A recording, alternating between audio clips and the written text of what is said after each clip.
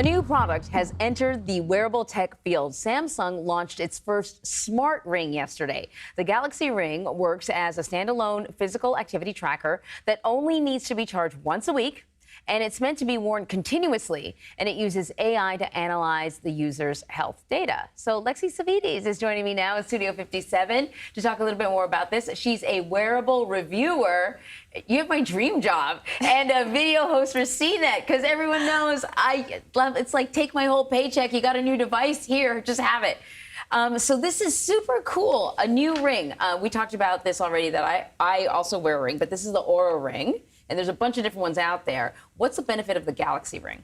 Well, Anne-Marie, the Galaxy Ring has a few things that other smart rings don't do just yet, primarily gesture control. So this is a really cool feature. When it's tied to your phone, it's an Android phone only. Right. You'll be able to snap a photo remotely by just pinching your fingers together like this, which is really nice. That is cool. You can also do things like snooze an alarm, but it really opens up the world of smart rings from not only just tracking your health and wellness data to being something that could be a fully fledged controller for other devices in your life. I think it's really interesting to see how the industry is going to move maybe a little bit more from people that just want to track their health to something that is going to appeal to slightly more people than just the health and fitness junkies. I'm very excited to see where this goes. Stop talking, okay? I already own, oh God, now you're making me want to look this up.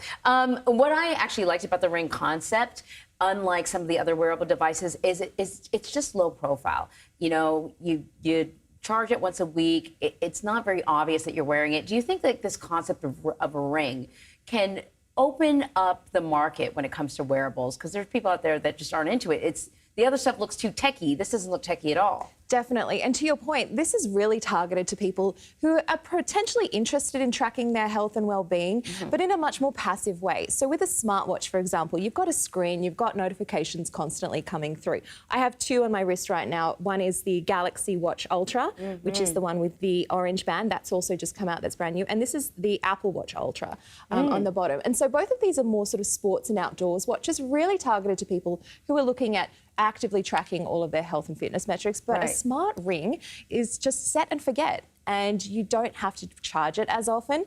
And it's really just a way to kind of entice people to kind of look at their health a little bit more closely without necessarily thinking that they need to kind of enter fully into the high-tech world of a smartwatch. So it's a really distinct audience. So you just talked a little bit about how this ring differs from other rings. I like to sort of think of myself as somebody who gets on the ground with some of this stuff. I'm an early adopter, and I love it when I see kind of smaller startups do something innovative. But when you get Samsung jumping into the fray, they can kind of totally wipe out the small startups. What else is sort of different about this ring?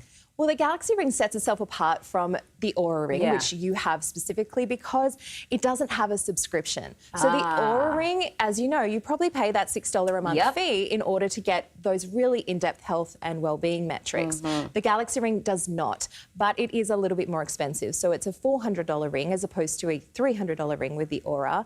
And it's going to tie into a lot of the Galaxy device AI features. So pulling together things about your sleep, your activity, your steps, and then trying to give you advice about, say, if you have a bad night's sleep, the ring will know that, and then maybe give you some actionable insights the following day, like you should maybe take it a little bit easy. Don't do that stressful workout today. So that's really where the Galaxy Ring is trying to set itself apart. Will it be able to do that?